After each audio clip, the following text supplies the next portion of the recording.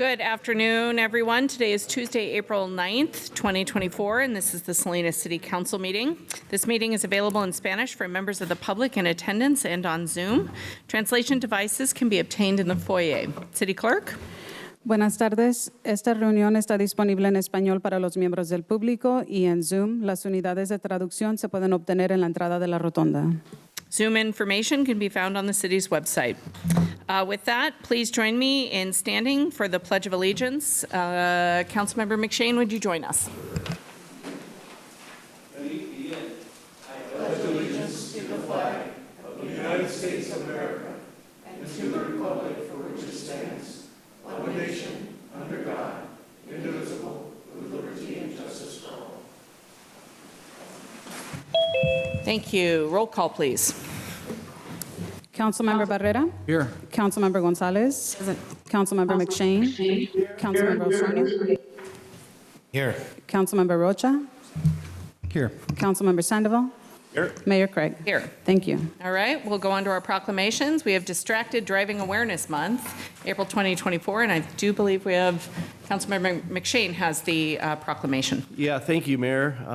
As this is an important issue nationwide and especially in Salinas, we have this proclamation acknowledging Distracted Driver Awareness Month, April 2024.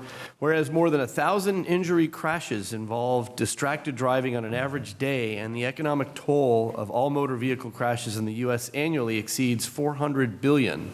And whereas a 2024 Office of Traffic Safety Public Opinion Survey found 74.2% of Californians identified distracted driving, that's texting or talking, as their biggest traffic safety concern on California roadways. And whereas talking on a mobile phone, even in hands-free mode, texting or programming your GPS device can divert your attention away from driving and result in physical or cognitive distraction.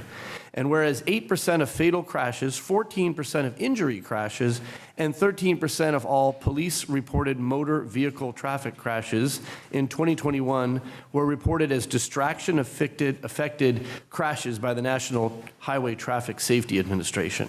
And whereas preventing distracted driving injuries and deaths requires the cooperation of all levels of government, employers, and the public.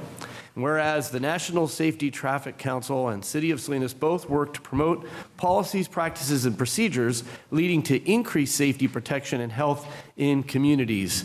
And whereas spring is a time when people begin to log more miles on the road, and it is imperative to focus attention on motor vehicle injury risks and prevention. So therefore, Mayor Kimberly Craig and the City Council for Salinas proclaim April 2024 as Distracted Driving Awareness Month and urge all drivers to practice safe driving behaviors and pledge to drive distraction-free. I don't know if we have somebody here from the department. Hi, come on up. All right. Maybe a few words as we present this. Sure, I think you kind of stole my thunder. You said everything I wanted. I'm going to try to keep this safe because my wife said that after about a minute I lose her attention.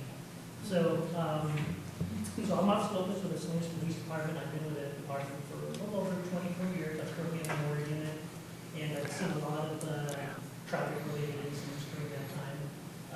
There's a law that hit the books, and I'm going to echo what Councilmember Stephen McShane said. It's distracted driving, using your cell phone while you're driving, and having that cell phone in your hand at the time. That's the illegal part of it. That doesn't mean you can't use your cell phone, but you have to do it in a hands-free manner, and that's done by connecting your cell phone with your Bluetooth to your vehicle's infotainment system, and that way you're able to still use your phone, and you're able to keep your eyes on the roadway and drive safely.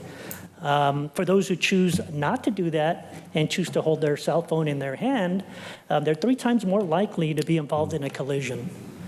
So it's not only dangerous, it's illegal, and it will affect the pocketbook.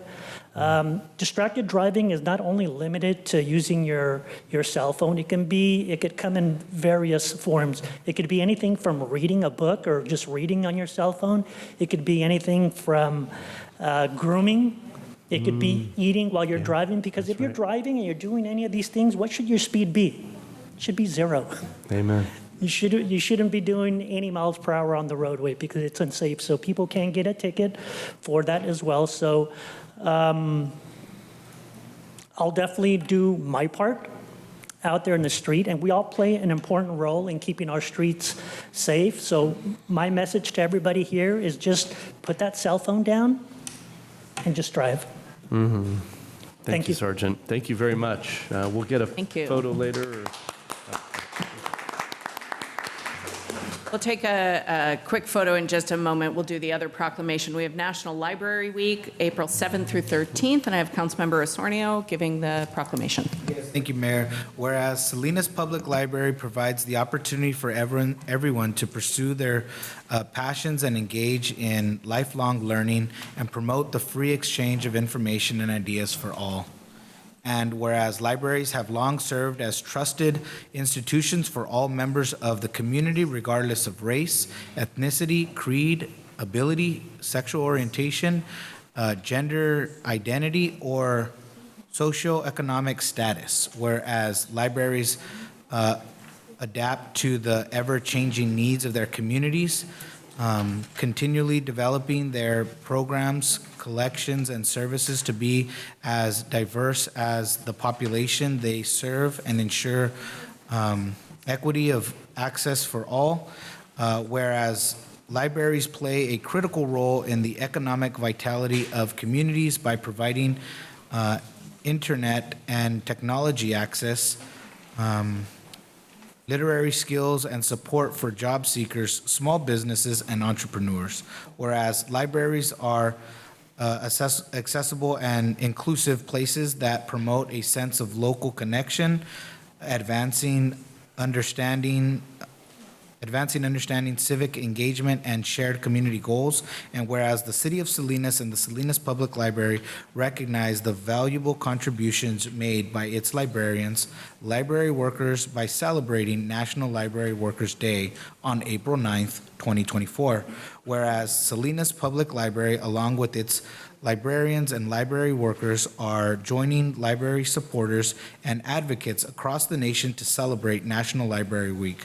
Now, therefore, I, Mayor Kimberly Craig, on behalf of the Salinas City Council, do verbally proclaim April 7th through April 13th, 2024 as National Library Week and encourage all residents to visit their library to explore the wealth of resources and services available.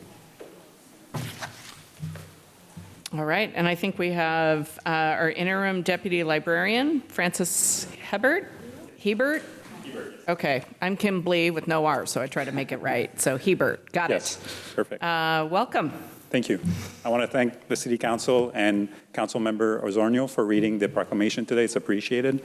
2024 is setting up to be a great year for our libraries. We've already seen a great uptick in the usage of our services, such as public computers, and we've seen also a lot of more attendance to our programs, including recently 130 people at the John Steinbeck Library for a family event and 300 people at the Cesar Chavez Library for our spring special event. So this is looking great for the library. I think it shows how dedicated, team-oriented, and creative our library staff is.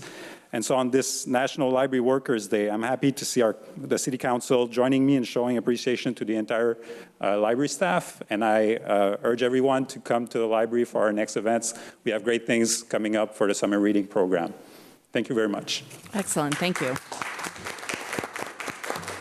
All right, Council, while I have Mr. Hebert here, let's come up. Oh, we have other library people, so why don't we get everyone up, and Council, if we can gather up on the lip here and get a photo, and then Officer Lopez, if you could be on deck, that would be great. Just yet.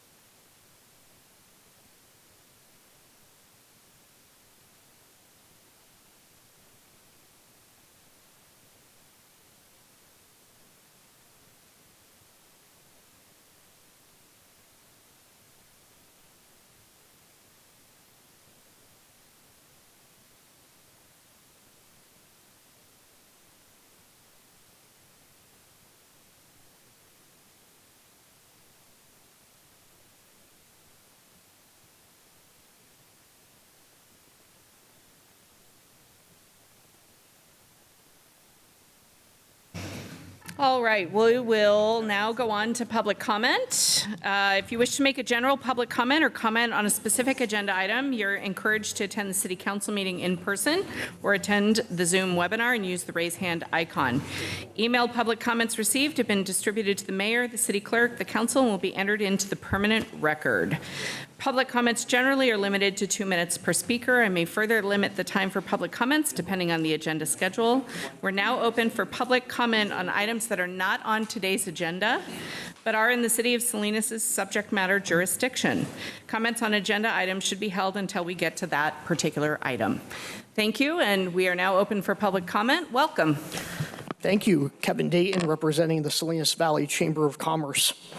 I was at the Finance Committee meeting this afternoon where the revelation was made by staff that the budget that is in development right now has a $20 million deficit. And I wish more had been provided at that time about, there was insinuation that the tax revenue is down, sales tax revenue. I believe that.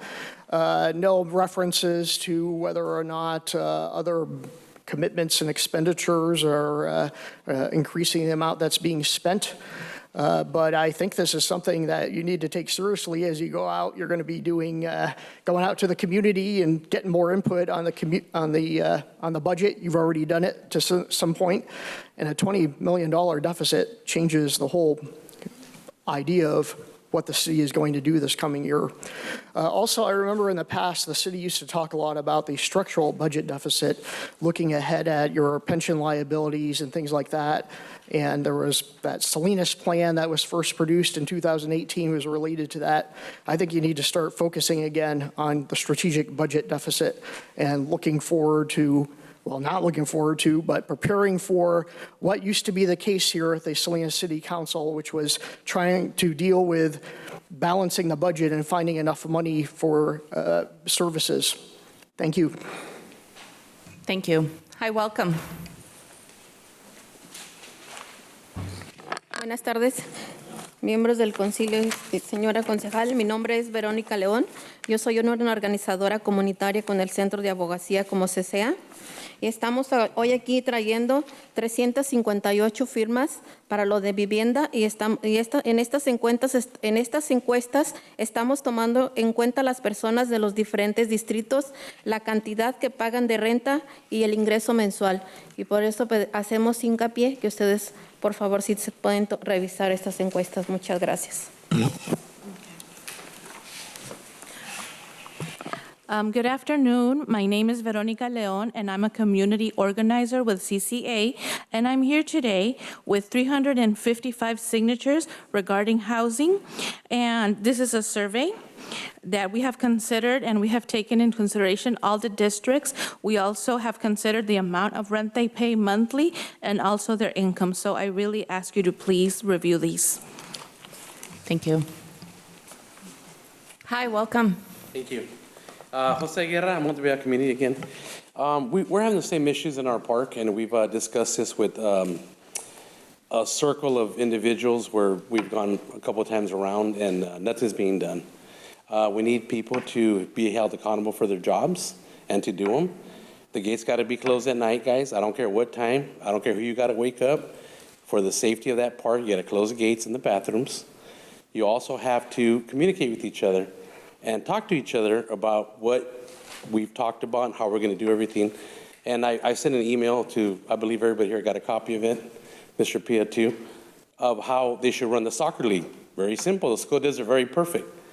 Mr. Rojas should follow that example. If it's not him, the other gentleman who runs that soccer league department should run it just like that. Once we have issues like that solved, we won't have any issues in Montevilla. Really simple, guys.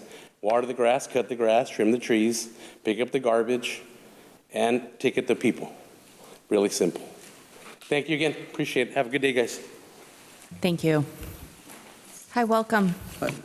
Mayor, Council, my name is Nelson Vig, and I came from Monterey. I'm a landlord from Monterey and Salinas. I have several hundred units in in Salinas. And what I came to ask you is to take a look at the landlord side of this equation. Because right now it seems like we're in a rush to go to rent control And I looked at this document, and this document isn't an even-keeled document to help them and to be sure that we have sufficient supply. This document is going to cripple the housing market. It's going to hurt more in the long run. And the people that are going to be hurt worst are not even here yet. They're in kindergarten. They're in grade school. Because by the time this actually festers over a 10 or 15-year period, those are the ones that are going to suffer who can't even speak for themselves. I have here a tenant roll of 50 units, and I have another one of 60. Almost 50% of all my tenants have been tenants of mine for 10 years or longer, some 15 to 20. I've owned the property almost 30, 31. What I'm trying to get at is that I'm not the problem necessarily. Do you have some problem landlords? Yes. But there's a significant number of great landlords that take care of their tenants, take care of everything, that this will really, really hurt the existing tenants and future tenants. I ask that you guys slow down the roll, ask the other committee that's handling it right now to look at this and say, is this a balanced document for the benefit of not only the landlord and the tenant? Most of the people that I represent in these buildings and in smaller buildings are people just like you and me. They're retired. This is in fact their retirement. And if someone was taking your retirement, you might be a little bit upset. Thank you. Thank you. Appreciate it. I do recognize we do have some public comment. I am going to, thank you for that. The city attorney had asked me to make an announcement at the beginning of the meeting, which I forgot. So I'm just going to pause public comment really quickly and announce that the media has incorrectly stated that we are talking about rent stabilization tonight, and it is scheduled for June 25th. So I just want the general public to know that, and apologies for not doing that in a timely manner. We'll go back to public comment. Welcome. Thank you. Good afternoon, everyone. My name is Leo de la Rosa, and I'm standing here because many people have approached me, and they're a little confused. And what they're referring to is there's a lot of homes that whose lawns are being prepared or worked on to be cemented, okay? I understand there's an ordinance that says you cannot cement your lawn. And even though you cement it, it's still considered a lawn and you cannot park in there, and there's plenty of that going around. So people are kind of confused, saying, well, what's happening? I mean, so-and-so are doing it, and I said, well, maybe they're going to come down later on and make them tear it down.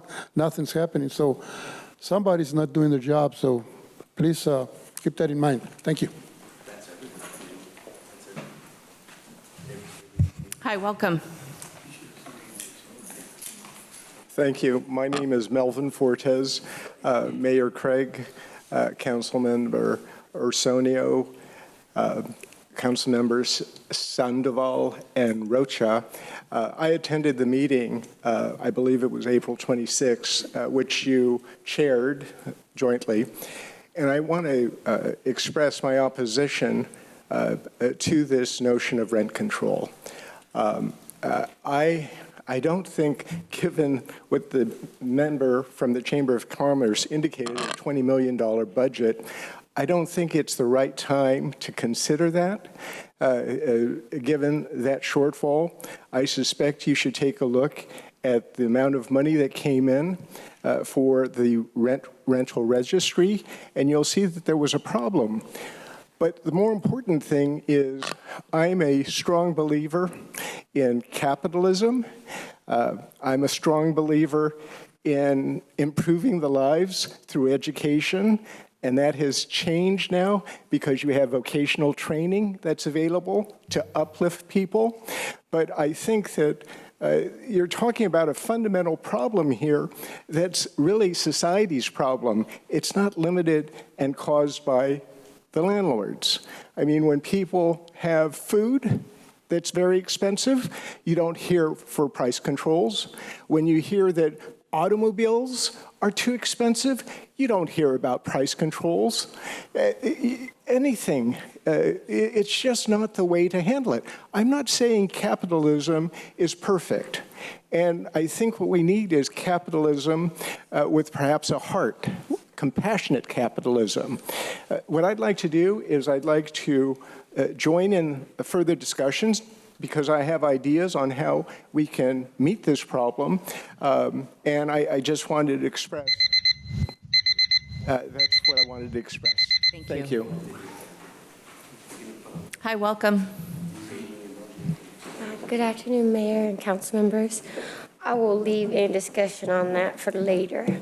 I have just 3 points I'd like to make.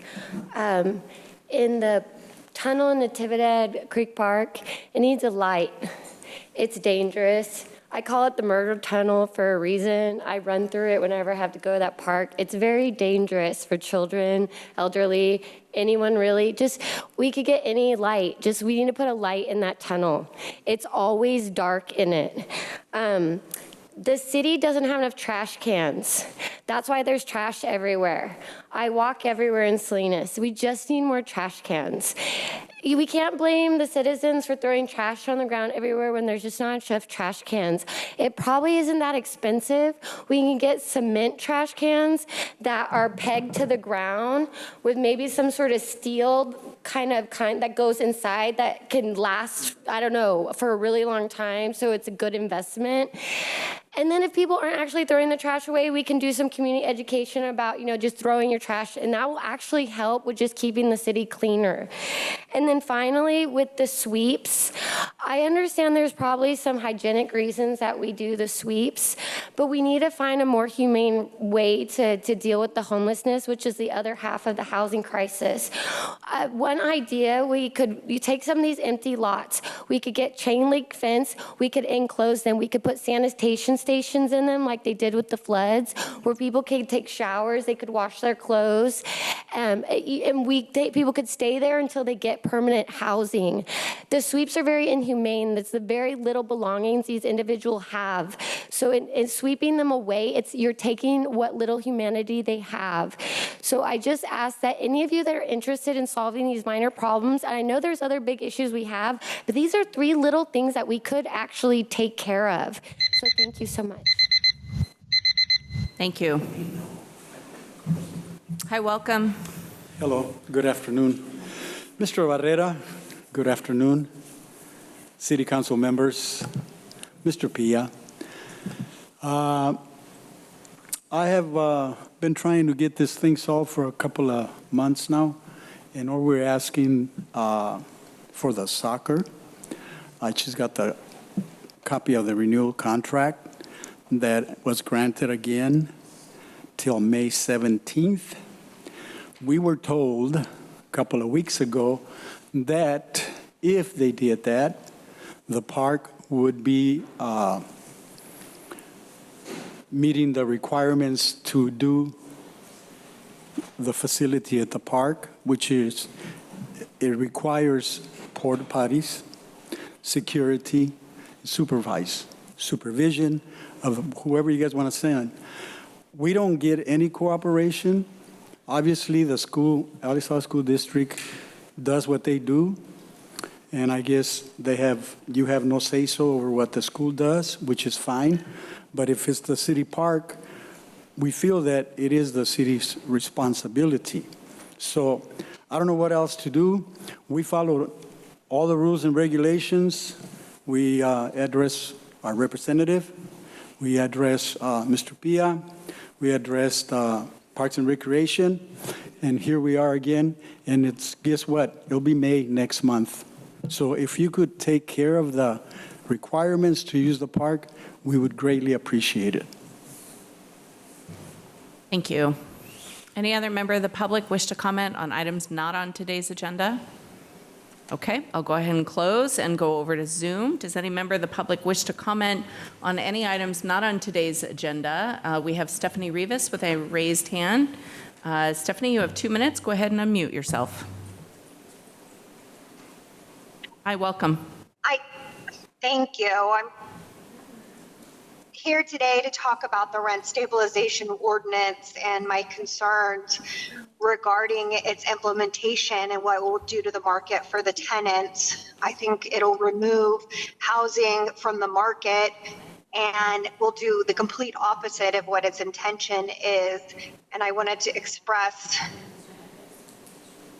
my fears for moving forward, what this will do to our community and our tenants. Thank you very much. Thank you. Any other member of the public on Zoom wish to comment on items not on today's agenda? If so, please use the raise hand function. All right, seeing none, I'm going to go ahead and close public comment. We'll go on to our first item for consideration, our community budget sponsorship policy 24-203, and we have Selena Andrews, our Assistant Finance Director, here to give the presentation. Welcome, Selena. Thank you. Good afternoon, Mayor and Council members. Selena Andrews, Assistant Finance Director. The item before you is the community sponsorship policy draft. The recommended motion today is to discuss and receive input on the policy and adopt a resolution approving this policy. The city has historically provided financial support for sponsorship initiatives, historically as part of the annual budget process. In fiscal year 23-24, the city appropriated about $733,000 in community sponsorships and about $375,000 in separate funding agreements and or permitting through a permitting process. Identified here is a listing of the contributions that the city has made.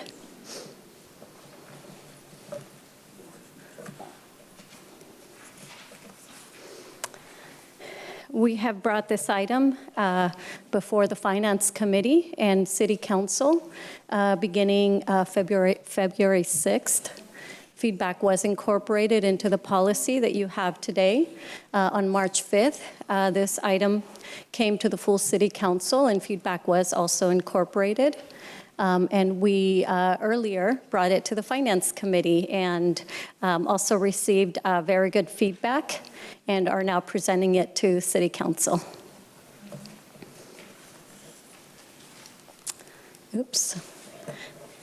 I wanted to highlight some of the things that were incorporated, or I'm sorry, are incorporated in this new policy draft, and that is that we included maximum funding limits of $250,000 on any given year, and that is a maximum. So it could be anywhere from 0 to 250,000. It excludes organizations that engage in political activity.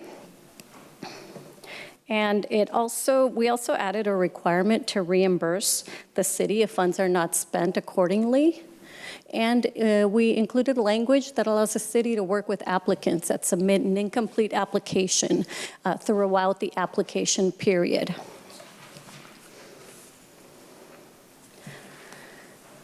And here are the next steps for the application process, and essentially we'll need to determine funding at the budget development process, which is what we're currently going through. And we can begin community outreach as early as today or tomorrow. The application period can potentially open on April 15th and close on May 10th. And the city manager's office will review applications as they come in, so they will have ample time beginning the day the application period opens, potentially April 15th, through the application period close.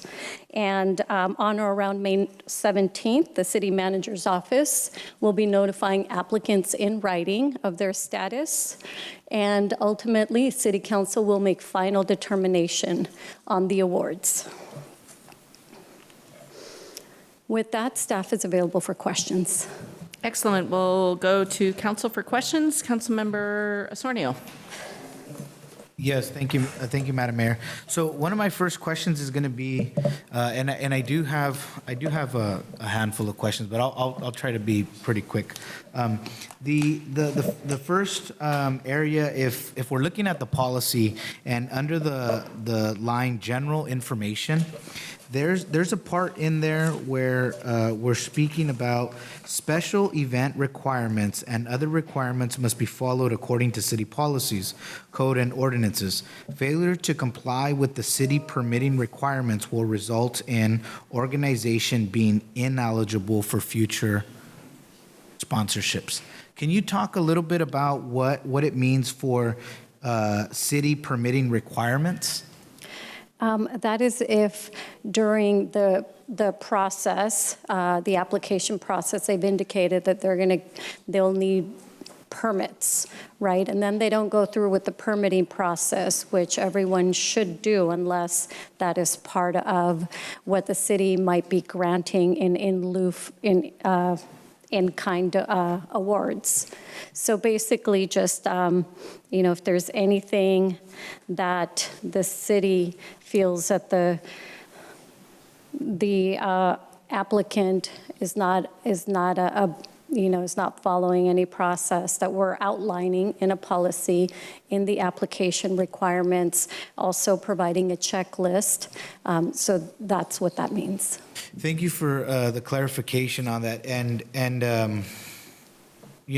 maybe it's jumping off the page at me because there's about 3 or 4 times in this policy and requirements that would make a nonprofit quote unquote ineligible. And I have concerns about that just because in dealing with a lot of these nonprofit organizations, I've got to tell you that capacity always seems like it's an issue. And sometimes they can barely put on these events. Not saying all of them. I know that there's some that have $1 million budgets that are nonprofits, but we're not talking about those. The other question would be also, and I want to ask it because it's basically it's along the same line, is that when we're looking at, I think it was excuse me, I want to make sure that I find it before I speak on it. There would be, after the event, the applicant would have 30 days to be able to submit back to the city the way that the funds were allocated and things like that.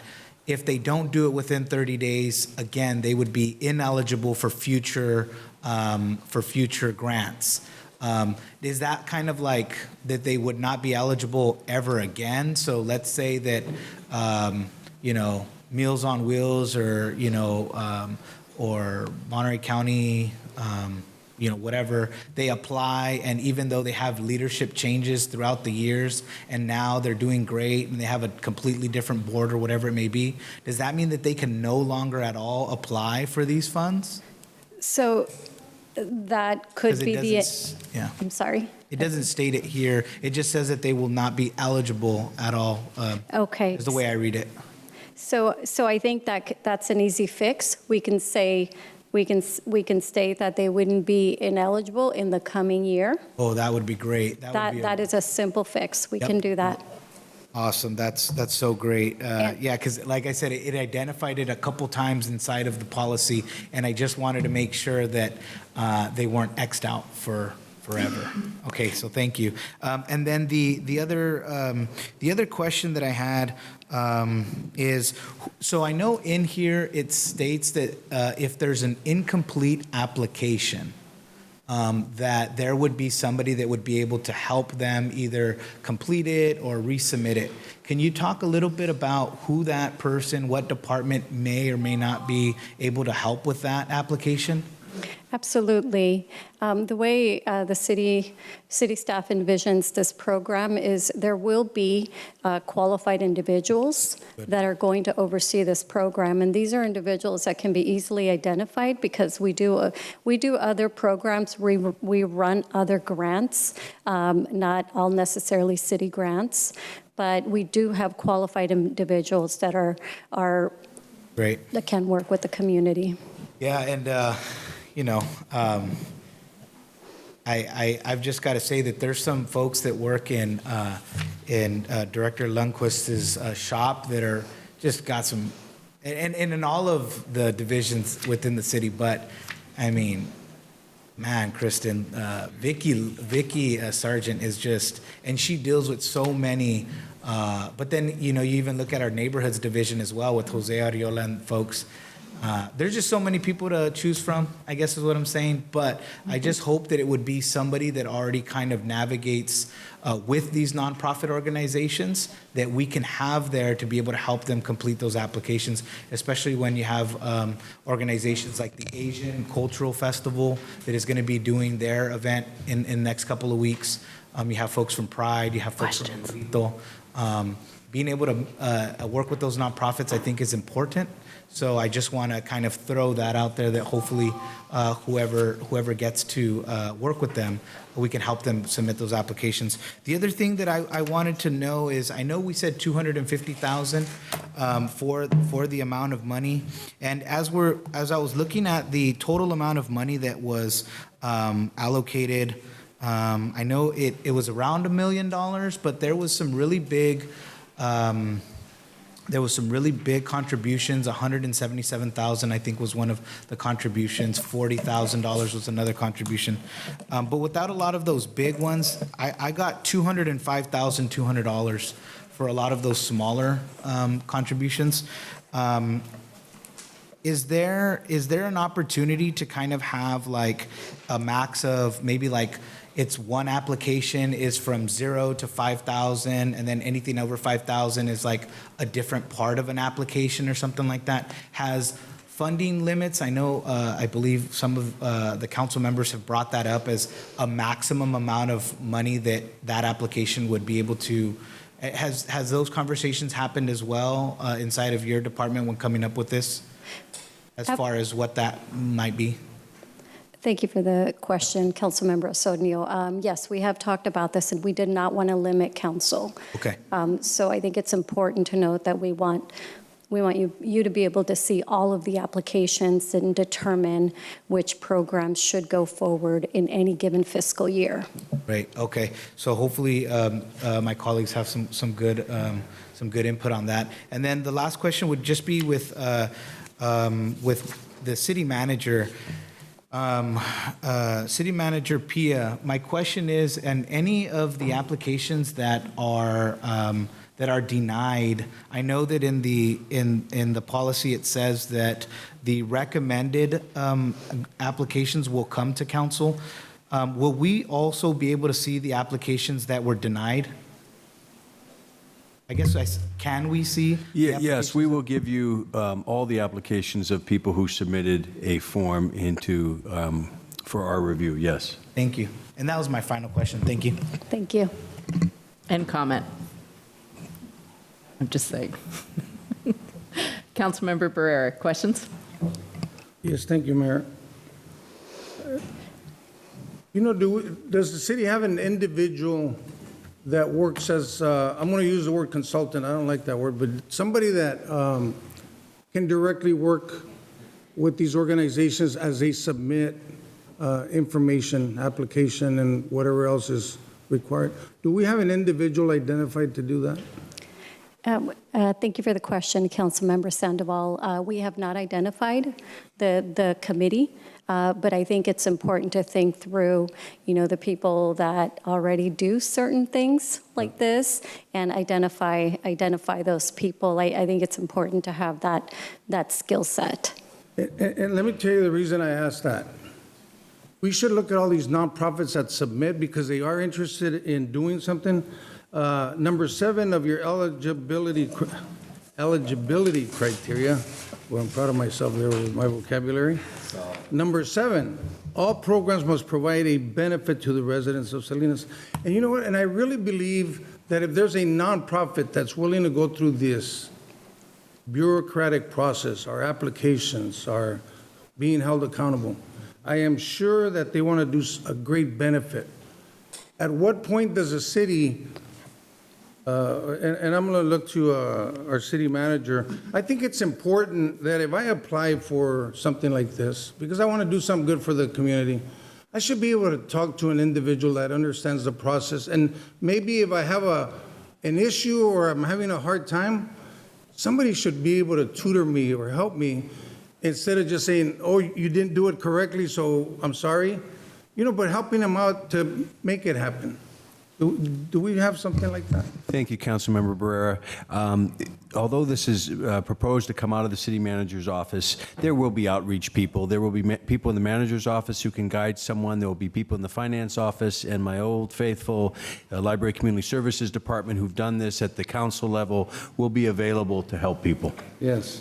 Well, I appreciate that. I think one of the things that happens, and I'm looking at number 7 here in the sponsorship policy, applicants that have received a sponsorship grant regardless of type of activity.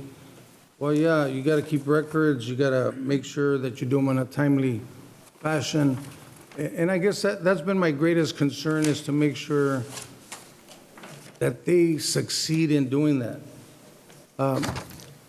Mr. Pia, I don't know who to ask, but being that we've been doing this for quite a while now, partnering with nonprofits, do we see the value in prevention here? As an organization, do we see, because me as one individual here, I see millions of dollars being like in-kind services, I mean, throughout the years that we've been doing this, but does the city see value either maybe through the police department, prevention? Do we see some good coming out of this? I want to stick to the community sponsorship policy program where I do think there will be value, but just briefly, in the past when it's gone through community development block grant funds, as you recall, there was plenty of value of the people who needed money that offered to our residents some services. Yeah. So my last question is going to be, do we know at this point, the nonprofits, we have some nonprofits that are regulars, am I right? How often do we do this? Every year? Or how often do we do this? Yes, but unfortunately, as someone in the audience likes to quote me last time, the process has been haphazard. And so I do think that this is providing rails to a program as opposed to, a process that just has had no guidance, in particularly since the CDBG programs of the federal and Lisa's shop. We stopped doing that a few years back. This is providing, or at least attempting to provide, some guidance to that. So I was going to say, so in talking about guidance, and I know you said the library and community services, but do we have, or do you plan on having an individual that knows the process, procedures, all what entails for this, where these nonprofits can succeed? I mean, somebody we can call. Again, I would hope that rather than name a specific individual, that we're all generalists in the Library Community Services Department, in the Finance Department, and in the Manager's Office, that if they can't answer a question or assist the individual filling out an application, we will get someone who can. That was 2 parts to that question, I think, Councilmember. Thank you, Mr. Pia. All right. Councilmember Gonzalez? No questions. Councilmember Sandoval, questions? Thank you. The policy addresses a lot of concerns we had, but one of the concerns I had is I don't see where in the policy or how are we going to determine the actual amount available for these extras? So thank you for the question, Councilmember Sandoval. That is through the budget process and what is available in the budget at any given year. Right. All right. Just because, I'm gonna mix comments in here just because we have a lot of different needs in our community. So I wanted to find out how we're actually going to see what we actually have available. So, and then I also see, are we at this time available? Have the opportunity to either assign a dollar amount limit, or instead of, because $250,000 is a lot of money. It is. I got traffic calming projects, I got potholes in my district, I have all kinds of issues. And so, our city attorney, is this a good time where we could possibly limit the amount per for each organization to receive? You can, Councilmember Sandoval, but I want to note that under Section 1, it provides the council total flexibility with regard to the total amount that's allocated each year. It's as part of your budget process. And I think that that's a better time to do it, in my opinion, because that's when you know if you have any funds available at all in order to contribute towards this project. And so rather than doing it now where we're sort of shooting in the dark as to whether or not we're going to have funds, I recommend that you leave it as part of the budget process. Right, for a total amount. I'm guessing, well, what I'm requesting is, can we, maybe a total per organization as opposed to, as maximum fund, yeah. You can do that, Councilmember, but as your finance director said earlier, we don't want to tie your hands because we don't know which applicants are going to be coming forward each year. Some may, historically, they have repeatedly done so. They may not choose to in the future. And so we don't know what that universe of applicants will be. Thank you. My other question was referring to things that make organizations ineligible. And I was the one who requested this specific making political organizations ineligible. But as we look to renew Measure G and other different measures, one of the items I had a question on was organizations that support measures. And I know the IRS has a distinction between nonprofits that support candidates and nonprofits that support measures. Would it be appropriate to allow those that support measures to be eligible as opposed to ineligible? You may make that change to the policy, yes. Okay, yeah, I just think that. That's political. I mean, that's political advocacy. Well, it's his question. Thank you. Yeah, well, like I said, just because the mayor's asking, but we have Measure G coming, which is going to affect a lot of our staff, PD and Parks. So that's what was my question. If we get community support for funding for the city of Salinas, and then we're going to go around, turn around and make that organization ineligible, would be one of my concerns. Those are all my questions. I'll reserve for comments. Thank you. Okay, Councilmember Rocha, questions. Okay, Councilmember McShane, questions. I just want to better understand the internal function. So is it safe to assume the city manager's office will appoint a committee? There'll be some criteria developed. That internal committee will digest, go through applications, and then come to council to make a recommendation. Am I understanding that correct? The committee, well, the city manager's office, in whatever form, we haven't delineated that form. Okay. We will come back to you with what we think is a solution to all the applicants, but then you can tell us what the final is, the appeal, if you will. Got it. Just as I imagine you're thinking of different means for that, do you think it'll look like call it CDBG, process?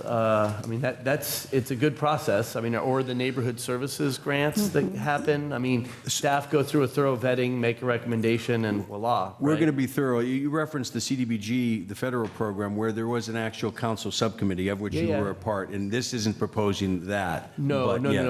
But it ultimately turned into a process that staff drove, where they did an internal analysis and it came to council.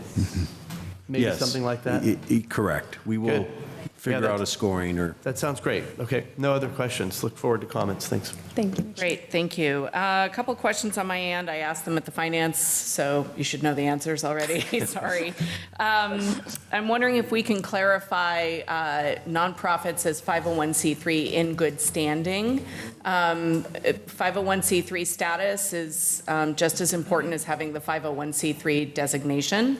If it's been revoked or they haven't paid taxes or anything along those lines, I think that's equally as important. So I'm hoping that we can do that. Is that a possibility? That's an easy fix. We'd just clarify anything that references 501c3, and we would just follow that sentence within good standing. Okay. And is there any discussion about reporting out? I think about the potential for if we're giving the funding designation during the budget process in June, but the event that is, or the organization that's coming forward that wants funding for an event in March of next year, what happens if they don't have the event, and how do you account for that?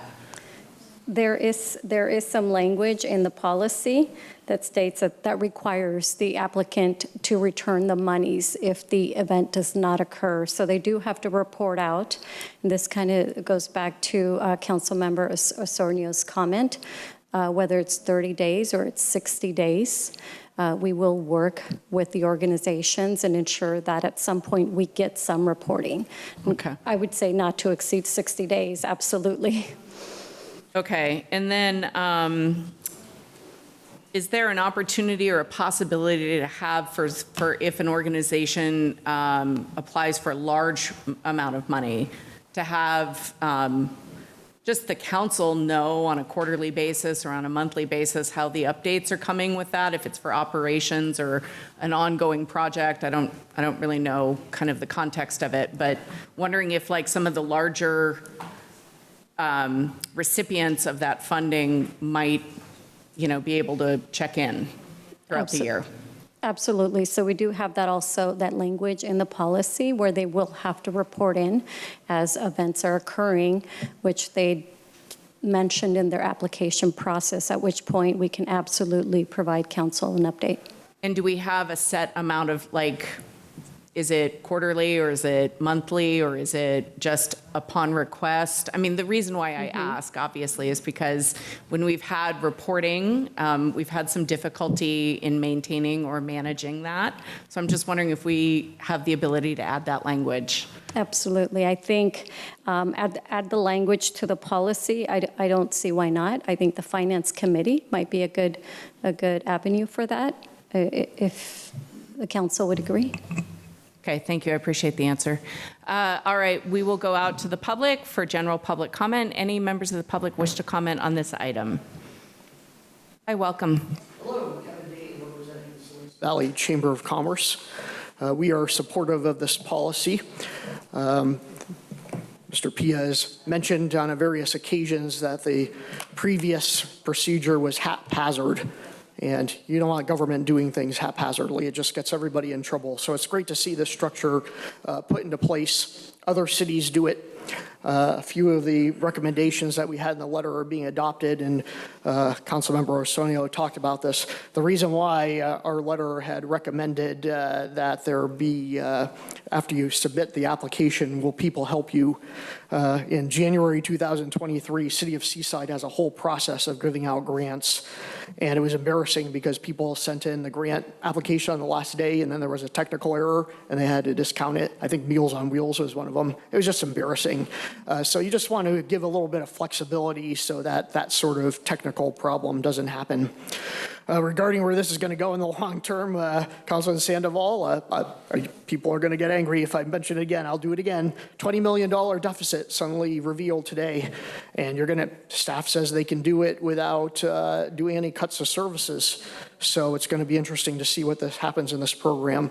But whether or not you have money for it this year, it's good to have a procedure in place that can be institutionalized for the long term. Thank you. Any other member of the public wish to comment on this item? Okay, seeing none, I'll go to Zoom. Any member of the public wish to comment on this item? If so, please use the raise hand function. All right, we'll go ahead and close public comment. Come back to council members for action. Councilmember Osornio. Yes, I thank you for this policy. It really is going to make things a lot more clear. One of the last things that I would like to see in this policy, though, would be if there's a way that we can make the per request limit at 5,000, and then if for whatever reason there's an organization that wants to request 10,000, maybe it goes to a different it goes to like a second run of checking in with either council, or it's a different application or different screening process. But I think that if we're able to give out $5,000, or if it's 1,000, 500, 2,000, but up to 5,000, I feel like it would just make it a little bit easier for folks to apply for those. So, can I comment? I think administratively that would be a little tough. That was my final Sorry. comment. Yeah. Okay. Yeah. Council Member Barrera. Yes, and with that said, my comment's going to be, thank you for this policy. I'm going to move that we vote on this resolution. I'm going to make a motion to Second. approve it. And thank you for your work. And I think there's a lot of value in these nonprofits. And my biggest concern has always been to streamline it as best as possible for people, because I think this will be good. Thank you. Thank you. Councilmember Gonzalez, final comments. Yes, just thank you for your work on this. Anything that can help us increase our accountability to the public and streamline processes that allow for further transparency is going to benefit not just the way that this council runs itself, but the way that the community sees that we fund our services and work with our community partners. I definitely want to echo the remarks of my colleagues here in asking for support when it comes to grant applications.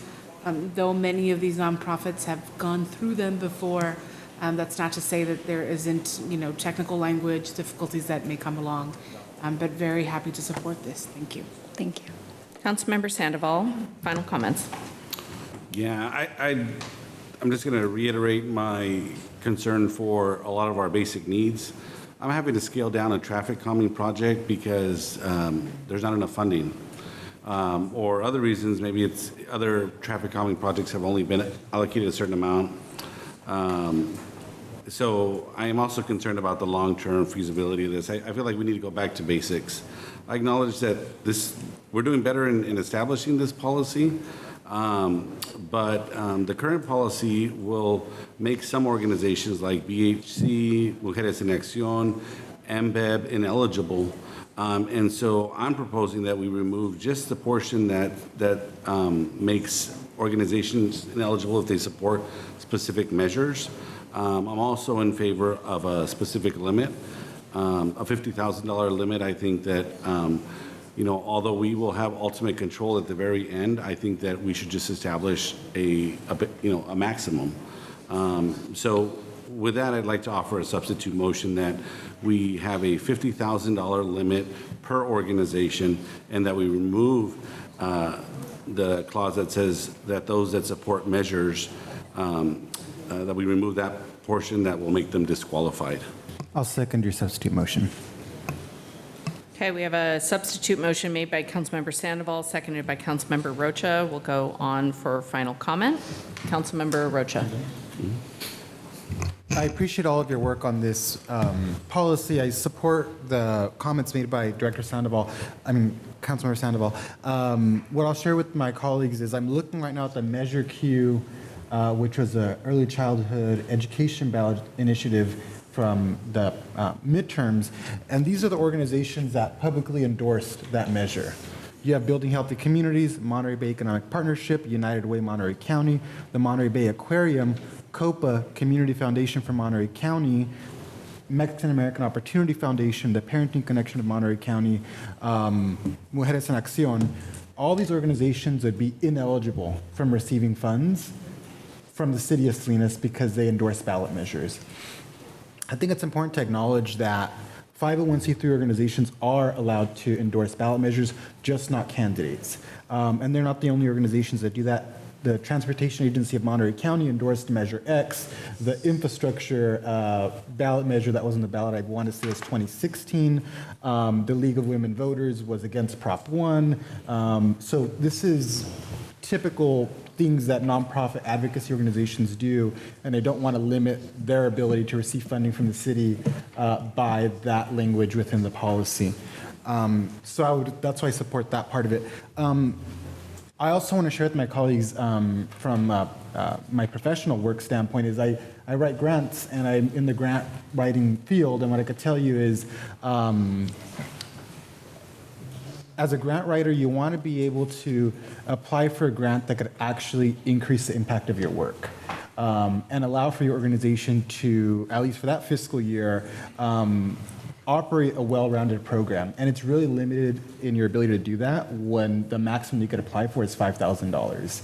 I think a $50,000 limit is something that allows you to actually, whether it's purchase quality materials, perhaps account for part of one employee's salary, whatever that may look like. It diversifies the kinds of services you could provide when you have that flexibility in terms of the funding opportunity. And the reason I support $50,000 being the max is because what I would hate to see is 2 organizations apply and they get all of the money. So I do think there has to be some cap applied to it that allows for nonprofits to be able to do the work that they do in the community. And I think having a $5,000 limit that applies across the board to everyone really limits the kind of things you could do and the impact you could have on the community. Overall, I agree with Councilmember Sandoval that we should be mindful of how much we're putting from our budget to this, but I also think that the community sponsorship policy allows for us to be able to build relationships in the community with nonprofit organizations. And I feel that having that $250,000 limit within our budget is a financially reasonable thing to pursue. But overall, I think that this puts greater guardrails in terms of this program and brings more transparency to this process. So for that reason, I support the substitute motion, and I encourage my colleagues to do the same. Thank you so much.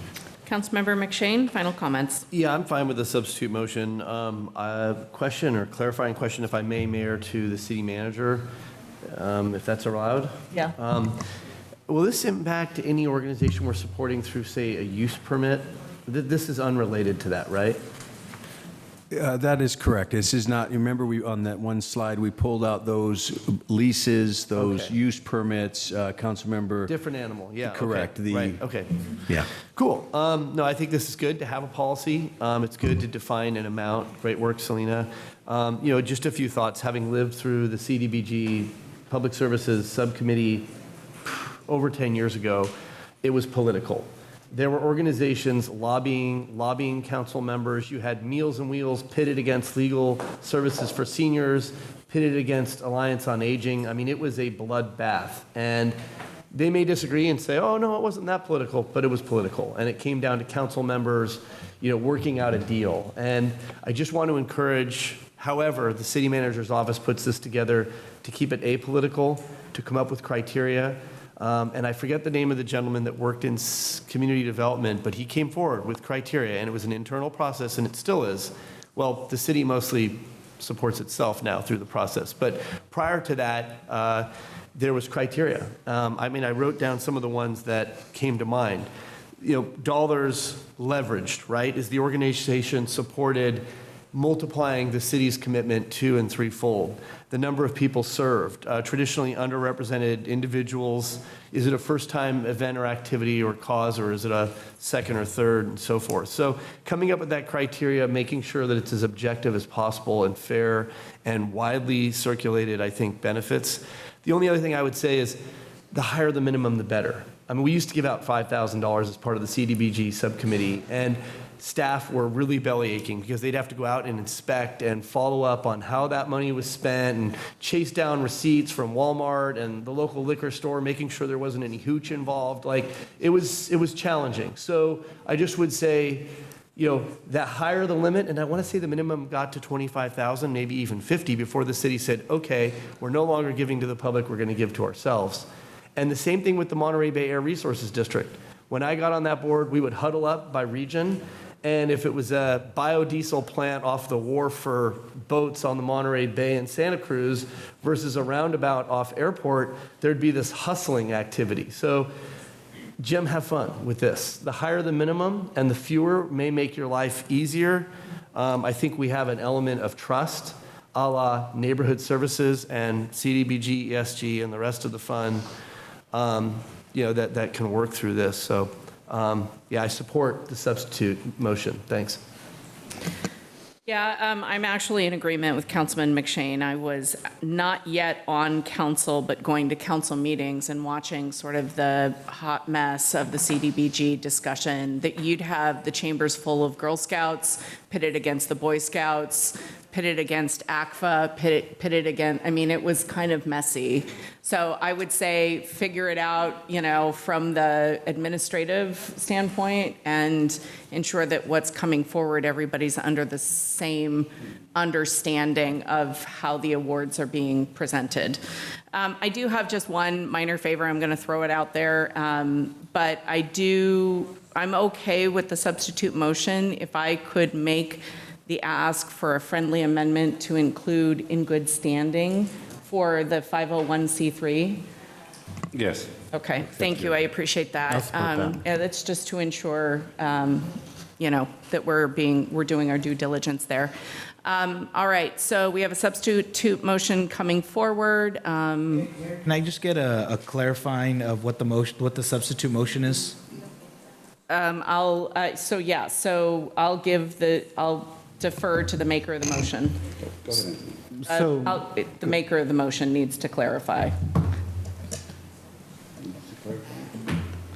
Or restate it. Sure, it's just Anthony is so much more articulate, but yes, the motion is to have a maximum amount per organization of $50,000 and then to change the language that, to allow for organizations that make endorsements on measures not to be ineligible. And would the $50,000 be per application cycle? Yes. Okay, I can support that. With the friendly amendment for the 5 And minutes. the mayor's friendly amendment for in good standing for nonprofit organizations. Thank you.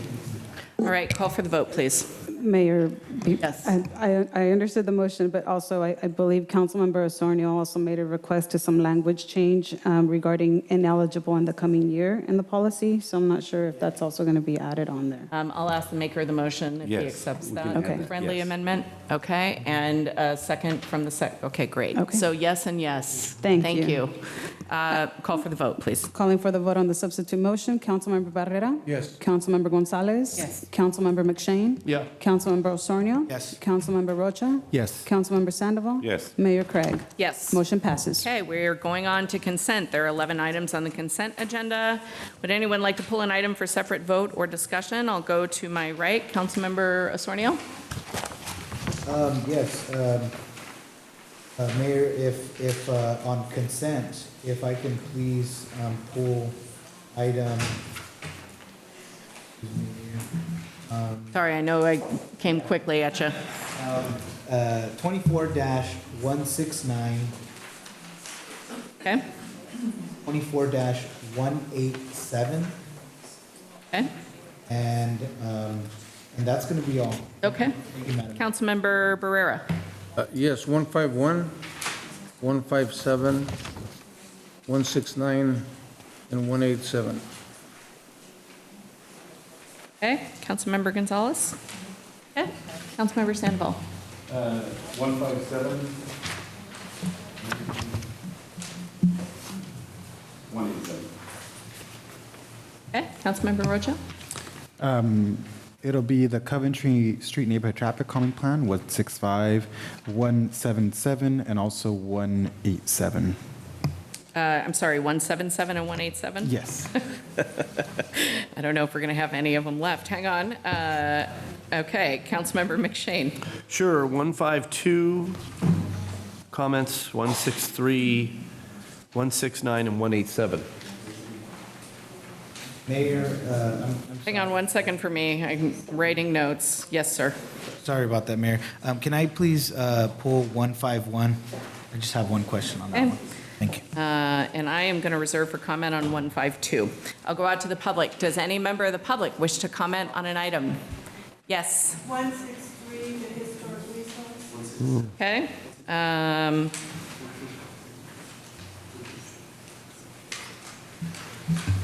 Former deputy city manager, you have an item you'd like to pull? I do. 163. Okay. Did I get your title correct?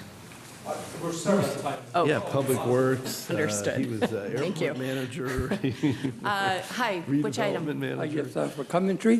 For Coventry? Okay. Yes, my name is Paul Hernandez, and it's Thank been a long ride for this, and Hang with me one quick minute. We're going to vote on the other items, and I will call you up when we're ready to talk. Okay. Thank you. No problem.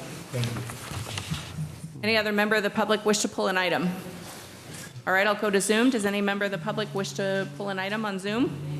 If so, please use the raise hand function. All right, seeing none, I'll go ahead and close public comment. I will seek approval on the remaining items of 205, 188, 113, and that is it. Motion to approve? Okay, motion made by Councilmember Osornio, seconded by Councilmember Gonzalez. Call for the vote. Councilmember Barrera? Yes. Councilmember Gonzalez? Yes. Councilmember McShane? Yeah. Councilmember Osornio?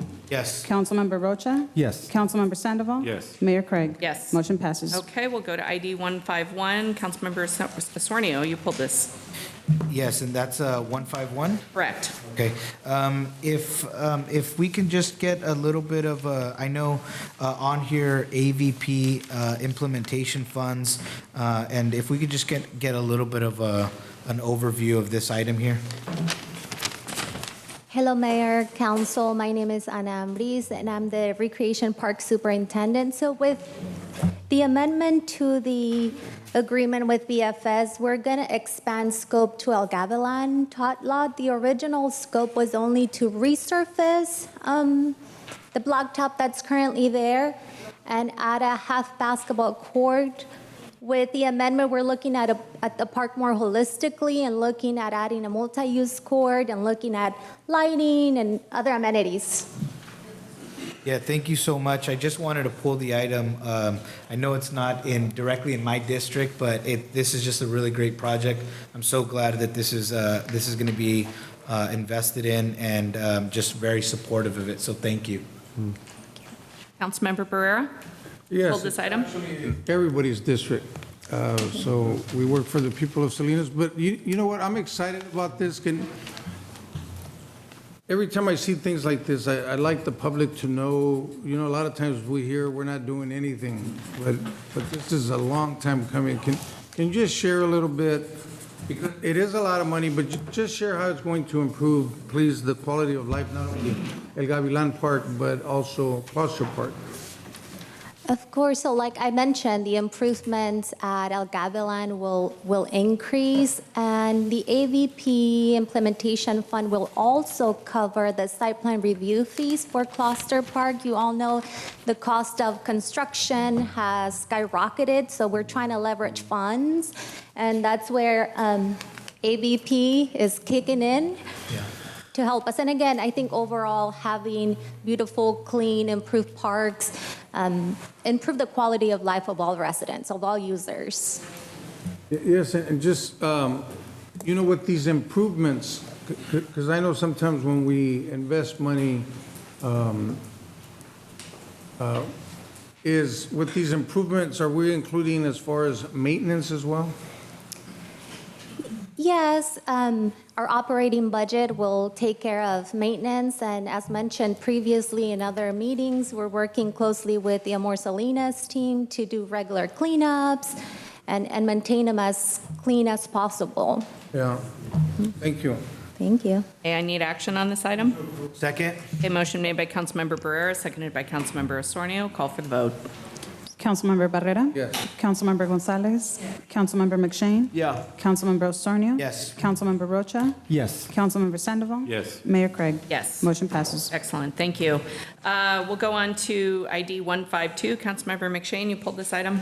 Yeah, just happy to move it, Mayor. Our role and participation in federal and state advocacy is so important. We're one of the largest cities in the state, and John O'Donnell, Kyriakis, his team, his office, as well as John Arriaga, they've been really good to us. It's been a long time we've been working with them, as long as I've been around, and that's 14 years. So, yeah, I'm glad, and it's timely, and thank you, Jim, for addressing this. And would just encourage, whether it be through the public or through our commissions or through our council, greater participation here.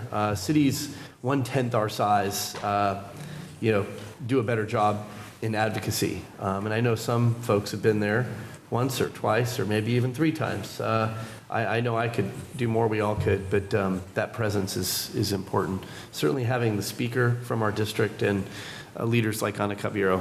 So happy to move the item, Mayor. Second.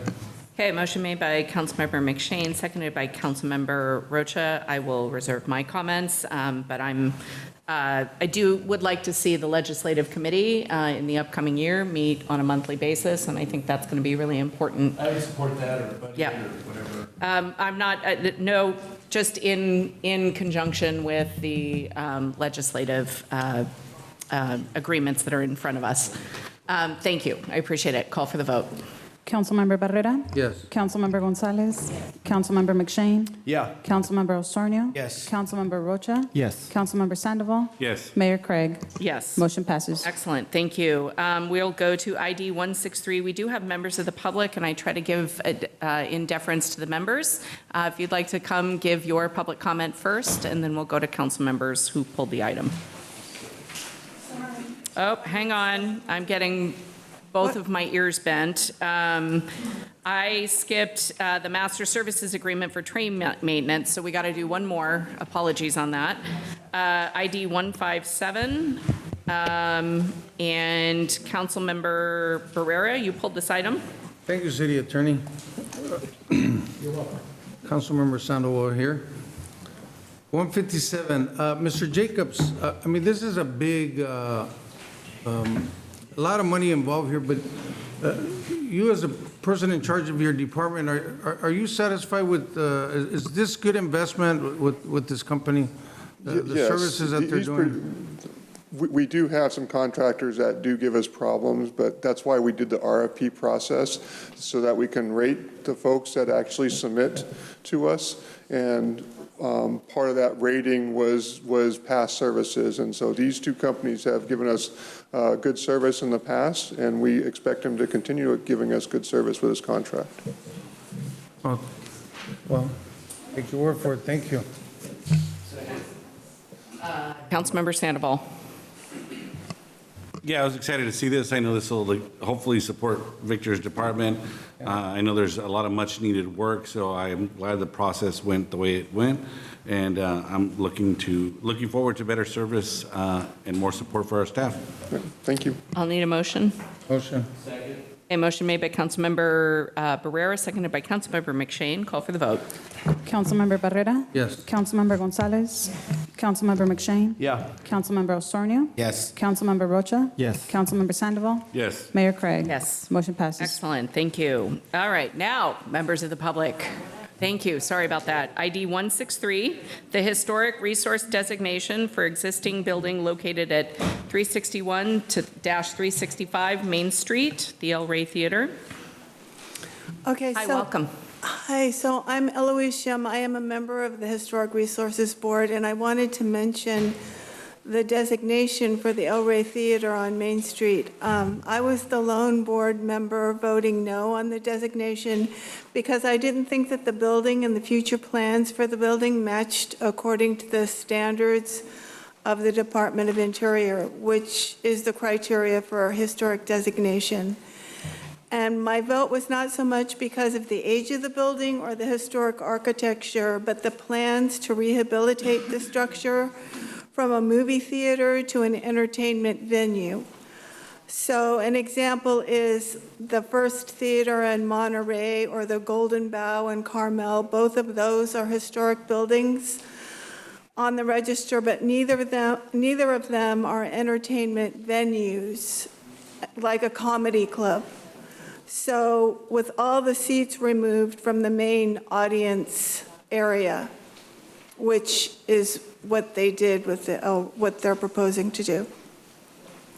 The original purpose was a movie theater, and I have problems with transforming the original character of the building, which goes against the Department of Interior standards. Also, I felt that asking the designation should have had at least one representative at the hearing. Neither the owner nor the architect nor any representative for that matter came to the hearing. Staff presented very few pictures of the interior of the building. There were pictures from the outside, including the marquee structure, but there was structural damage that the applicant failed to address in his written application. Thank you. We also have Mr. Fair. Just not as spry as I used to be. Did you act as interim city manager at one point? I did. You have my title correct, the last one I had when I walked out the door. Yeah. Got it. All right. Well, my memory serves me well. Go ahead. It's good. Mine not so much anymore. I take it as a great privilege to be here tonight. Love what you did to this room. And I want to say that I told myself as I was waking up this morning realizing that I was going to try and do this today, I said, I cannot let this opportunity pass. Because I've been behind the lines working, trying to get that theater restored. Because we are giving, as a city, few historical resources. This is one that's sitting on the downtown right now. And as I've done research and things, there's some beautiful history in that building and some exciting stuff. And I've been Hartnell for the last 2 years. I'm a slow learner, but I've been doing musical theater and theater period. And I think that we need a place where we can put that kind of art, not just at Hartnell, but as a public service for not only a performance, but also for a teaching center. There's good artistic things you can put in that building. I've been in there several times. I love that building. And as a civil engineer, I do wince a little at what I see, but I think it's a resource. It's a resource, and it's worth putting the power to it, the money to it, and getting it restored. So with that, I will thank you. You have a thankless job. Well, this man says thank you. And I will retire to my seat and answer any questions I can answer for right now. Thank you. Thank you. All right. We also have Councilmember McShane has also pulled this item. Yeah, I'm in support of this. I'm going to move the item when it's appropriate, Mayor. This has been a long time coming. Decades. As long as I've been in Salinas, it goes way back to when they were showing illicit films and that thing. So this is such a higher and better use. The 300 block has come to life, and I'd argue, in the economic development benefit to this. Though the applicant or the owner, maybe the representative thereof, may not be enthusiastically involved, they are involved, and I know the city's really pushing for this, as is SCCIA. So thank you, Lisa. Moving the item. Happy to move the item, Mayor. Second. A motion made by Councilmember McShane, seconded by Councilmember Barrera. Call for the vote on 163, please. Councilmember Barrera? Yes. Councilmember Gonzalez? Councilmember McShane? Yeah. Councilmember Osornio? Yes. Councilmember Rocha? Yes. Councilmember Sandoval? Yes. Mayor Craig? Yes. Motion passes. Great, thank you. ID 165, Mr. Hernandez. We're going to be talking about Coventry Street neighborhood, and if you wouldn't mind coming up for public comment. Yes, good evening, City Council. Thank you for all this hard work, especially Mr. Rocha. It's been 3 years getting this done, and we're trying to get our streets back safety-wise and helping everybody else. We need to get control. And I think this is going to help quite a bit, and I thank you so much for everything. Okay? Thank you. That's it. Thank you. Thank you. Councilmember Rocha, you also pulled this item. Yes, I really want to give a huge shout out to Paul Hernandez and Lupe Hernandez, who were the driving force behind this project. I remember the first meeting we had about it was April of 2021 in your backyard when this was brought forward to me as your council member, newly elected council member. The first time I heard about it was actually from Miss Lupe Hernandez. I call her Miss Hernandez because she was actually the school secretary at John Steinbeck Elementary School when I was a student there. And so the first time I heard about it was actually when I was elected to the school board. And at the time I was representing that area, and Ms. Hernandez would bring this up to me as something that needed to be addressed in the neighborhood. When I got elected to the city council, we started taking the steps to address it. And I'm really excited that not only did we have 58% response rate in terms of the ballots received, but 81% of the neighbors are in favor of it. And it's a pretty significant plan. So really excited for that, and can't wait to see this over $100,000 investment go to this neighborhood. So happy to move the item. Second. Okay, motion made by Councilmember Rocha, seconded by Councilmember Sandoval. Call for the vote on 165, please. Councilmember Barrera? Yes. Councilmember Gonzalez? Councilmember McShane? Yep. Councilmember Osornio? Yes. Councilmember Rocha? Yes. Councilmember Sandoval? Yes. Mayor Craig? Yes. Motion passes. Okay, great, thank you. ID 169, Councilmember Osornio, you pulled this item? Yes, I just wanted, my question is going to be, I know that this is going to be the first phase of the Williams Road Safe Street Corridor project. I just wanted to hear a little bit about this project itself. Is this the 16, I believe $16 million that was awarded from the state? Correct. Well, not from the state. This is the $16 million that was awarded from the federal government. It's Safe Streets for All. And then can you just give a brief description on what this $378,000 will help us achieve? Well, what we're doing is we're trying to get ahead of the game in a sense. So this is to set up an agreement with the consultant to do the environmental work. So that as soon as the federal government gives us a go-ahead on the funding, we've already, started on our way on the environmental work, which should take about 9 months. Oh, that's great. So we're getting a head start on it. Correct. Great. Well, thank you for that. Very supportive of it. Thank you. Councilmember Barrera? Yes, thank you. As we're looking at this environmental work, when does PG&E come into play here with all the wiring? Well, what we're going to do and what we've asked the consultant to do is basically to imagine that that PG&E would be taking on the undergrounding for this project. We don't have enough funding at this time for the underground work, but we do want to make sure that we have the environmental assessment and all the environmental review done as if the undergrounding was happening, so that at any time that we are ready to move forward, that's already been taken care of. And that's what I was going to ask is, does PG&E ever come in as a financial partner, like in-kind services, or anything like that? PG&E had this program called the Rule 20A, which basically they would take from the different jurisdictions money and bank it.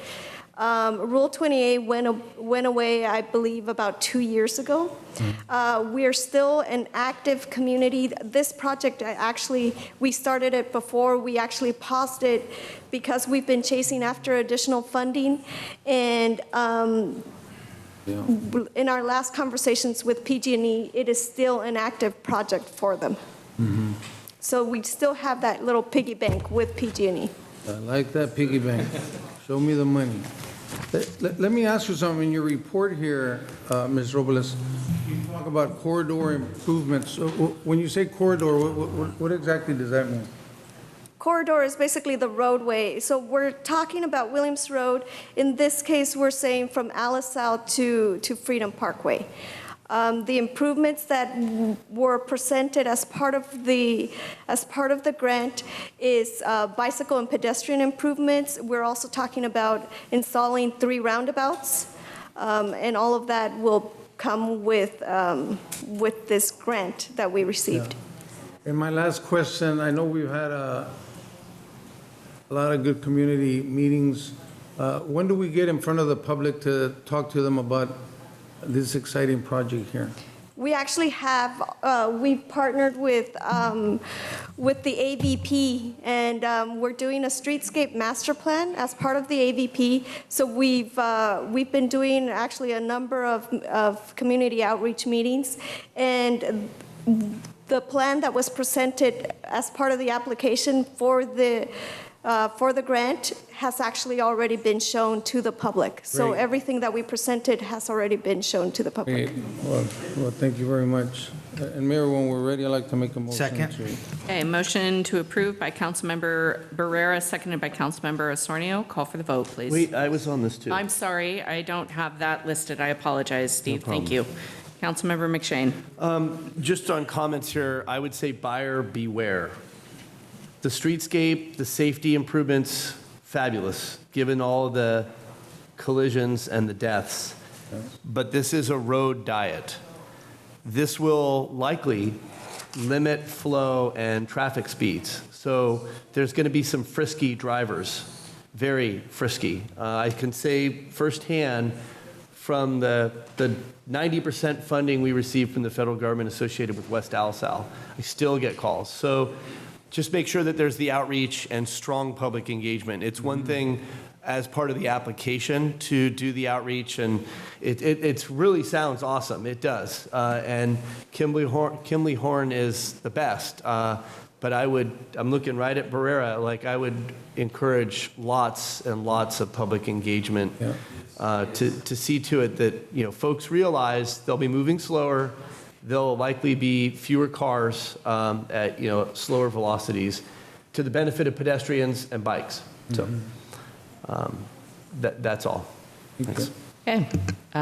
Motion has been made. Call for the vote, please. Councilmember Barrera? Yes. Councilmember Gonzalez? Councilmember McShane? Yeah. Councilmember Osornio? Yes. Councilmember Rocha? Yes. Councilmember Sandoval? Yes. Mayor Craig? Yes. Motion passes. Okay, ID 177, the Salinas Fire Department City Hall tenant improvement. Councilmember Rocha. Thank you. My question is, I don't know who it would be directed to. What's going to be our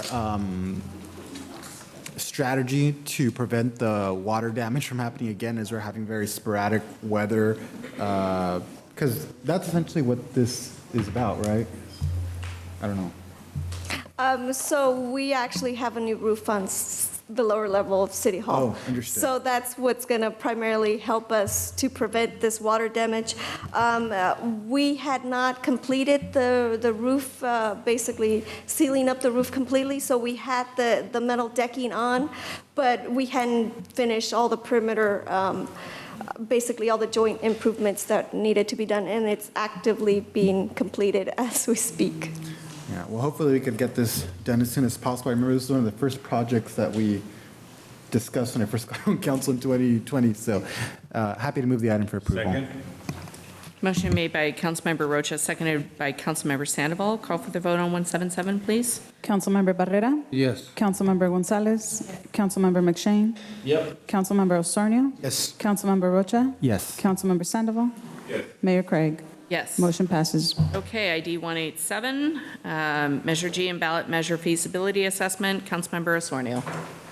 Yes, just wanted to hear a little bit about the plan to what this 54,300 would be getting us. Just wanted to hear a little bit more about the project. Thank you, Councilmember Osornio. Basically, this is going to take the community's pulse 10 years in for Measure G. And if your question was kind of open, so I want to be, Thank you. I want to be sensitive to the fact you're not placing it on the ballot tonight. We're just doing some homework. We'll come back to you probably in June, as our city clerk likes to tell me, get these things done. But this has been a team effort to get to this point with the finance department, Salina, the city attorney, the city clerk's office. We think this is an important dialogue to have. This does the survey, if you will, council member. Takes the pulse. Thank you. No other questions. Okay. Councilmember Barrera. Well, yes, hopefully we'll get a good pulse. So with that said, I'll make a motion to approve. Second. Okay, motion made by Councilmember Barrera, seconded by Councilmember Osornio. Councilmember Sandoval, you also pulled this item. City Manager Pia, can you give us a couple line items of what Measure G funds as far as staffing and services? So, very good. I got this, Selena. No, I may need you. But there are 107 positions on Measure G. And I know, and I'm sensitive to the fact that there's been some quality of life issues, Councilmember Sandoval, and people saying, well, it was meant for this, it was meant for that. Measure G is a general tax, a 1 cent tax that can be used by this council for pretty much anything the city does in the sense of sidewalks and people, but the 107 positions, and I'm sorry you asked for, and that's why Selena stood up, it just hit me late, by department. We have 107 positions, and I'd like her to walk through what those are. It's the lifeblood of many departments. Thank you, Selena.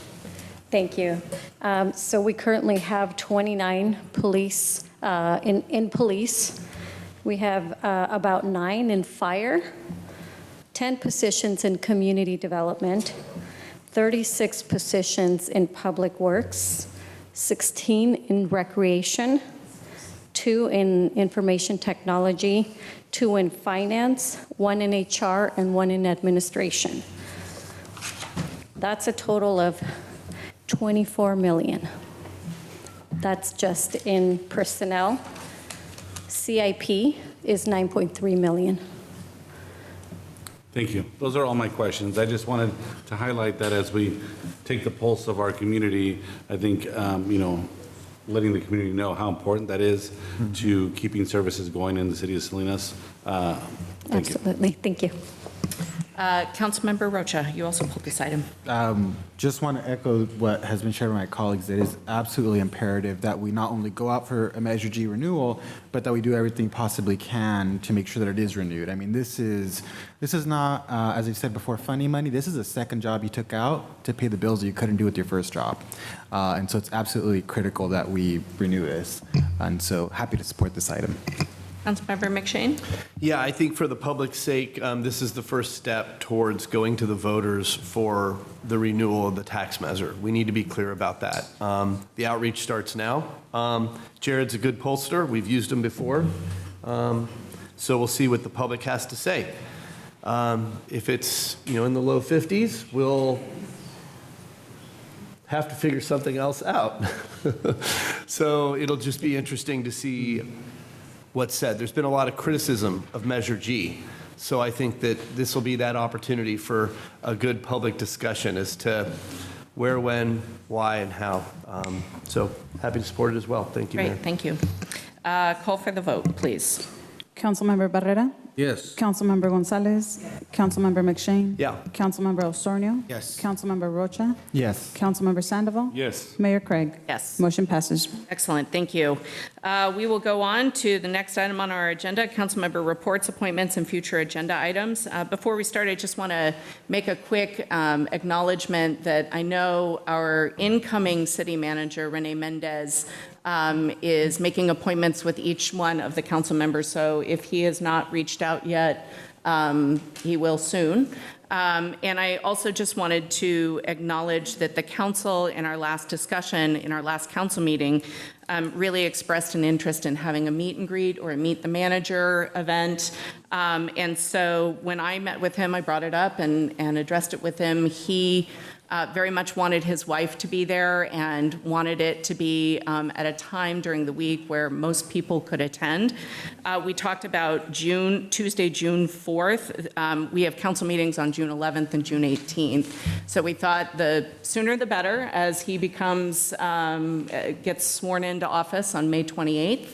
And it's right after a housing and land use meeting. So Sherwood Hall was the thought process because it could handle a few hundred people. And so I just wanted to say thank you to Mayor Pro Tem Osornio and Councilmember Barrera for double checking their calendars. I know I can't talk to a bunch of council members prior to it, but just wanted to let you know that staff is working on bringing that forward for the public. So with that, I'll start with council member comments. Councilmember Osornio. Thank you. I just wanted to give a real big thank you to Chispa, Jeffrey Morgan, and folks out there. We're able to put together a community meeting where they would allow for folks to come over and share their concerns or thoughts or input on a housing project that's going to be going out in the area. I was able to hand out 142 flyers personally and been able to speak with folks at their doorstep. It was really good to hear folks there in their homes talk about the need for this type of housing. It's a senior housing project. And again, I just wanted to give a huge shout out to them for allowing for us to be able to speak with some of the residents in that area. There were only a handful of folks that had some questions, so I'm really glad to see that. Also, April 14th, if anybody's free, on Sunday, Sherwood Hall, there will be a Selena Festival. So that should be great. You go out there on April 14th, Sunday. Also, the Asian Cultural Experience is putting together the Asian Festival, which will be April 27th from 11 a.m. to 4 p.m. And it's a really good time. I've been there now a couple of years at that event. It's a great event. The food's awesome. The culture, the dance performances. It's a really good time. So if folks have an opportunity to go to that, that'll be April 27th, Saturday, 11 a.m. to 4 p.m. Also, Dia del Niño will be April 28th. 12 p.m. to 5 p.m. at the Cesar Chavez Park. If folks have an opportunity to go out there, it should be a really good time for some good family fun. And then lastly, I know I've brought this up in a couple of emails now, and I just wanted to make sure that that the folks that are listening, I have brought up the concerns about the homeless encampments that are there next to Hill Circle. It seems like we need to have some outreach out there. There's been a couple of fires that have happened there. Somebody's fence was caught on fire, and there's about 4 cars that are now parked inside of the area. I know it's private property, but I wanted to go ahead and publicly let the constituents that are in that area that this is something I've already brought forward a couple of times. And that'll be it. Thank you. Thank you, Mayor. Okay, Councilmember Brewer, reports, appointments, future agenda items. Thank you, Mayor. I'm going to look to our city manager, Mr. Pia.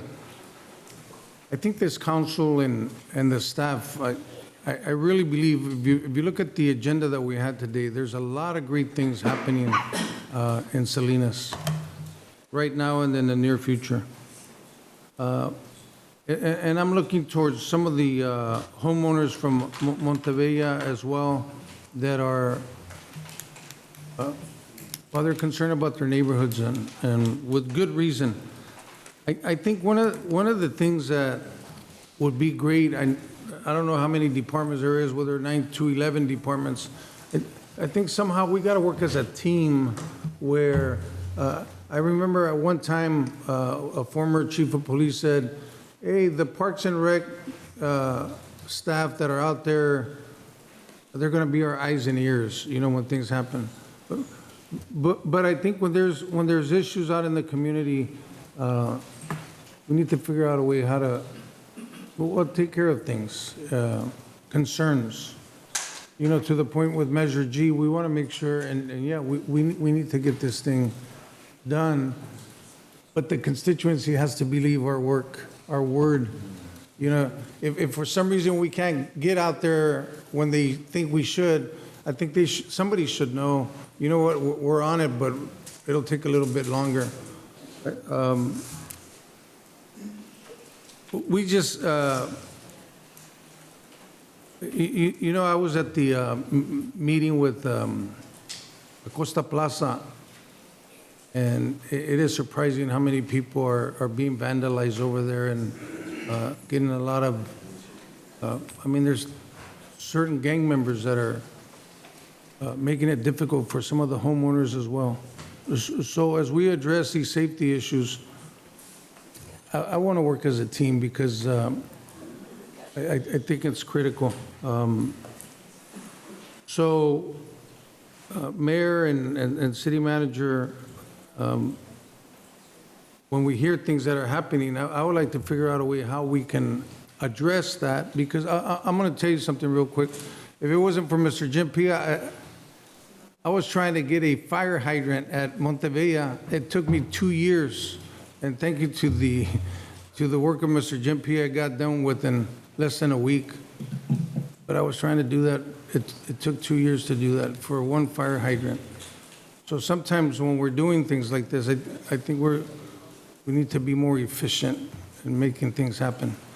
And when somebody calls the city hall, maybe that department can take care of something instead of directing them to another department. Thank you. Thank you, Councilmember Burr. Councilmember Gonzalez? Wanted to thank the members of La Escuelita. We had a great meeting to discuss housing, accessibility, equity, and the rent stabilization policy that's coming up. Wanted to bring attention to the crosswalk that was painted over on Williams Road, right past Montebella. I think this was like a year and a half ago that it came to council. The last update that I got was that it would be restriped, or it would be renewed, but I've been getting some expressed concerns from parents of Alsa High School, several Montebella residents, and now school board members and the administration at Alsa High School, because students continue to use the crosswalk, yet there is no actual lineage delineating where they can cross. So it's really dangerous when they're, literally dipping and diving in front of cars. So wanted to see if I could get an update there that I can pass over to those folks. And then just inviting the community to a few events coming up. The first, this Saturday, free trash disposal, no charge at Natividad Creek Park from 9 to 12. The Salinas Hometown Heroes Project is hosting their fundraiser mixer on Thursday, the 25th at the Fox Theater at 5:30. And then wanted to have folks save the date for the Cinco de Mayo cruise on May 4th, Saturday, May 4th, meeting at East Alisal Street from 6 to 10 p.m. Thank you. Thank you. Councilmember Sandoval. Thank you. Yes, I've had quite a few people over the last couple of months reach out about the traffic signals and the timing, not just specific areas, but across our city. So I'd like to find out if we can get some more information about our traffic signal system and how we plan to adapt to more traffic to help traffic flow. Give me 1 second. Oh, yeah. Just following up on a conversation about San Juan Greater Road, and there is some bumpy parts of that road. I know we just redid that road not I think a couple months ago, but I just want to make sure we leave that project done smoothly. There's some blinking lights off of Los Padres Elementary School, and I understand a speed monitor that's been out for quite a long time. And so I want to see if we can get that looked into. Also, I just want to let the council know that they may want to participate. There's a radio program I've reached out to. It's called Tu Voz, Tu Comunidad, an opportunity to share about community happenings. And so I encourage the community to participate. I saw that the PD was participating, so it's great community outreach. That's all for me. Councilmember Rocha. Thank you. I had the opportunity to attend Senator Ana Caballero's Distinguished Women of the 14th Senate District celebration this past Friday. It was at the Digital Nest, and women all over the 14th District were celebrated for their many contributions in various fields of public service, and 2 Salinas natives were recognized at this event. Jackie Cruz, who's currently the Vice President of Development at Hartnell College, and Monica Andrade, who is very active in South County and was involved in the Soledad Committee for Voting Rights, which did work surrounding the ballot measure in Soledad pertaining to the right to vote for mayor. So great to see 2 Salinas natives recognized at this event. And thank you to Senator Ana Caballero for her many years of public service and for continuing to host events in the city of Salinas. We really appreciate her leadership. I also attended the City of Salinas' 150th anniversary, in which Mayor Craig was there as well as Councilmember Osornio, so it was great to see everyone there and be able to recognize your city. Oh, and also Councilmember McShane was there to be able to recognize your city's history, along with Senator Caballero, Speaker Robert Rivas, and representatives of Congresswoman Zil Lofgren's office as well, along with many other elected officials being there. I have a Community Human Services Board meeting next Thursday and the Salinas Valley Solid Waste Authority Board meeting next Thursday, and I look forward to reporting back from those meetings when I come back. Thank you. Thank you. Councilmember McShane? Yeah, I brought some tomatoes tonight to spread goodwill, plant them in a good spot. Met with the pastor at First Baptist Church this last week. They're celebrating their 150th in the city, 4th of May. I'll plan to be there, represent the city.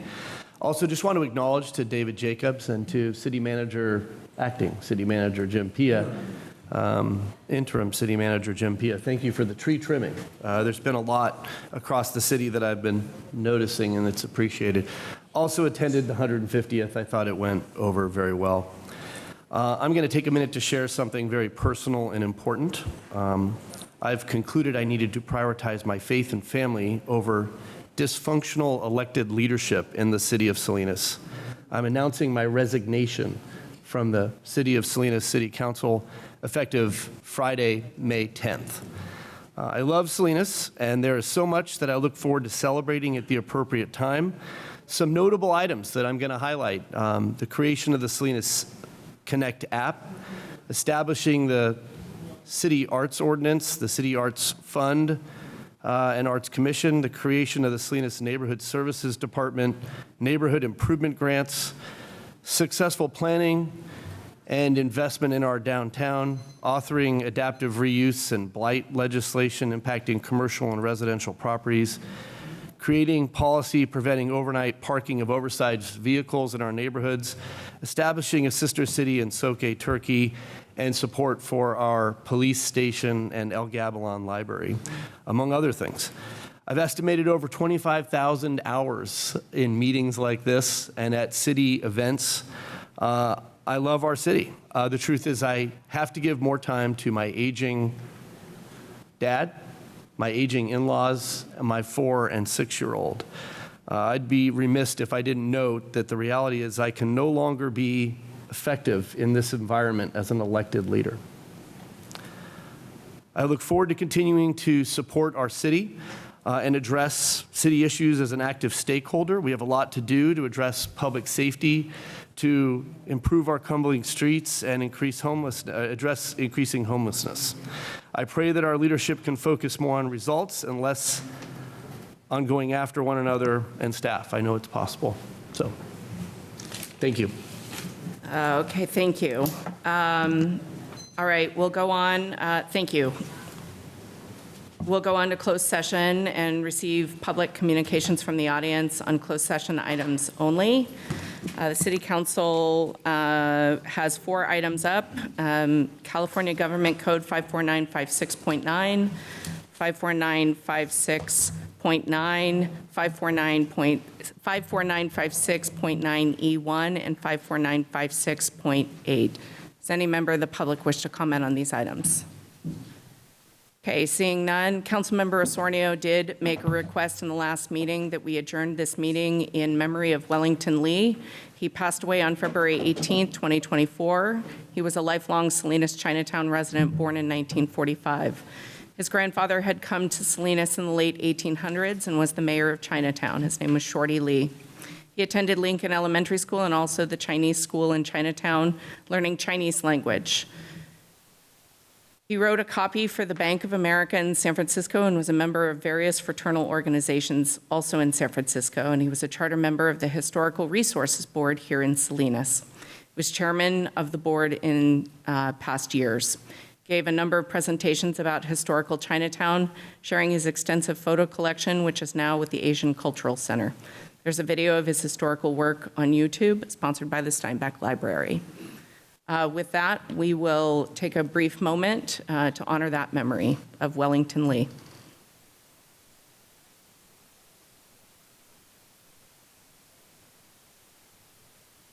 Meeting adjourned. Thank you.